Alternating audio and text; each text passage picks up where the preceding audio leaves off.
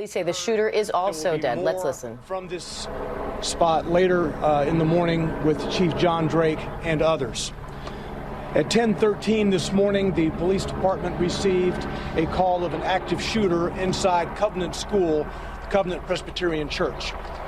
The police department response was swift. Officers entered the first story of the school, began clearing it. They heard shots coming from the second level. They immediately went to the gunfire. When the officers got to the second level, they saw a shooter, a female, who was firing. The officers engaged her. She was fatally shot by responding police officers.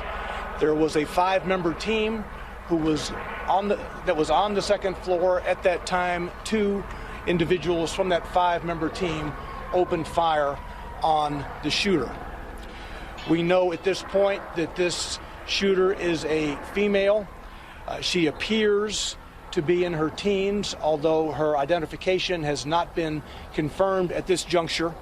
We know that she was armed with at least 2 assault-type rifles and a handgun. We are efforting now to identify her. She entered the school through a side entrance and traversed her way from the first floor to the second floor, firing multiple shots. We now know that there are 3 students who were fatally wounded, as well as 3 adults inside the school. We are working to identify those victims. Including the shooter, a total of 7 persons were killed as a result of this morning's incident at the school. By 10:27, the shooter was deceased. The officers had engaged the shooter by 10:27, and she was deceased. Again, I said the first call came in at 10:13 this morning. We'll have more details to give you later in the morning. Chief Drake will be here in a bit. Now, Kendra Loney from Nashville Fire.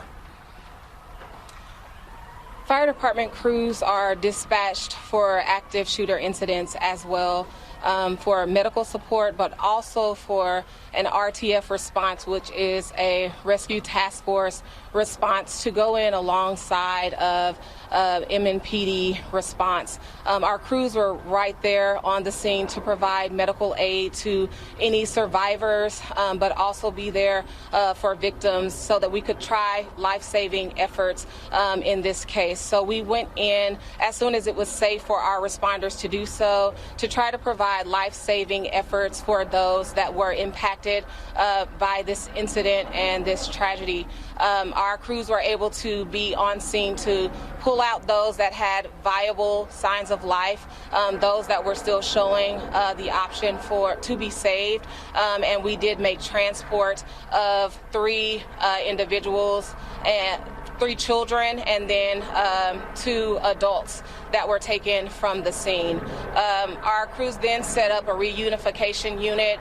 That reunification unit is at 2100 Woodmont Boulevard. That's where parents can go to be reunited with their children. All of the remaining students were able to be escorted out of the building with faculty and staff.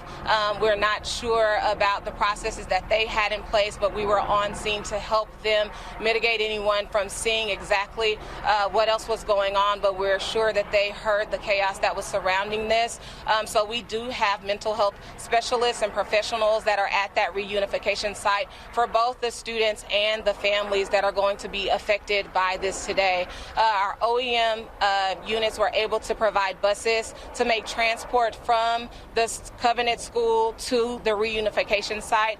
We had one bus that carried 74 students and faculty staff members to the reunification site, and an additional bus that had 34 students on them. So all of those persons were carried.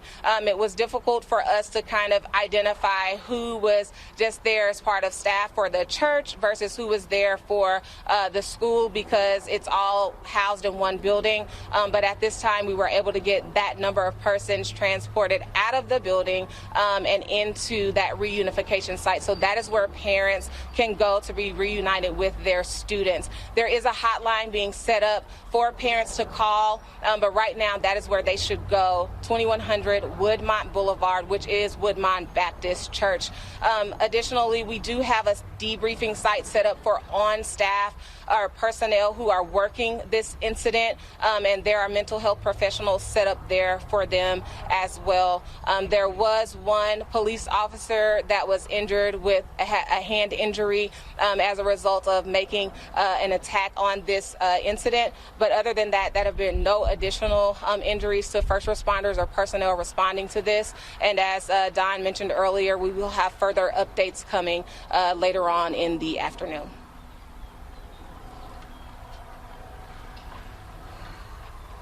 So on a typical day, there would be about 209 students inside the school and approximately 40 to 50 staff members, about 42 staff members. I'll take just a couple of questions before we go back. Clear. So the 7 dead, and then nature of injuries, how many injured, do you know? That maybe you're being treated still, or injuries? I know the first responders weren't. But... An officer had a wound from cut glass.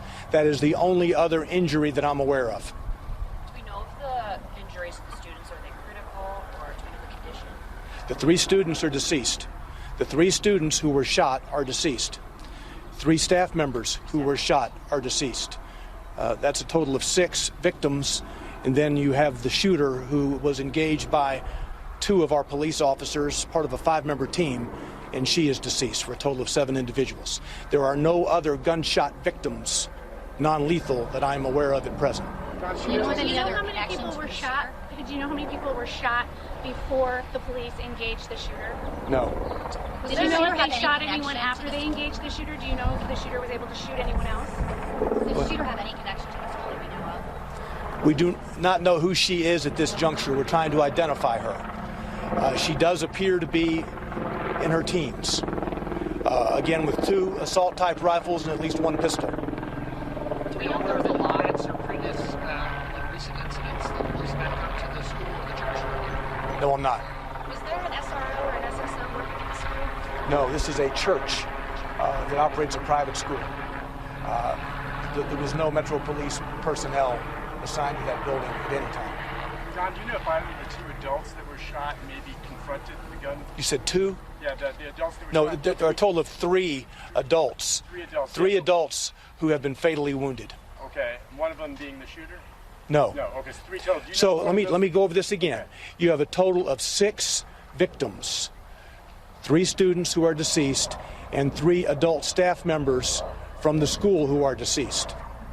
The shooter herself makes 7. Do you know if one of the 3 adults maybe confronted her? I do not.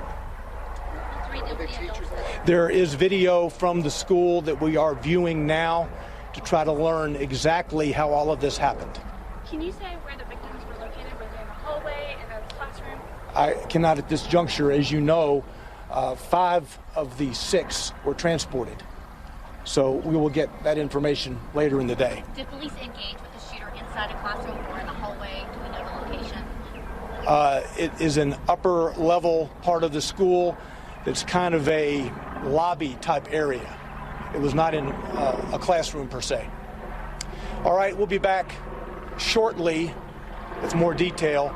We'll tweet out, give you a 15-minute or so notice before the next one, okay? Thanks. Just listening to Nashville police updating us on a school shooting that killed 3 students. They're now identifying the shooter as a female, they think a teenager. Police say she entered through a side entrance and fired multiple shots. 3 children were killed, as were 3 adults. Like, subscribe, and comment below. See you next time.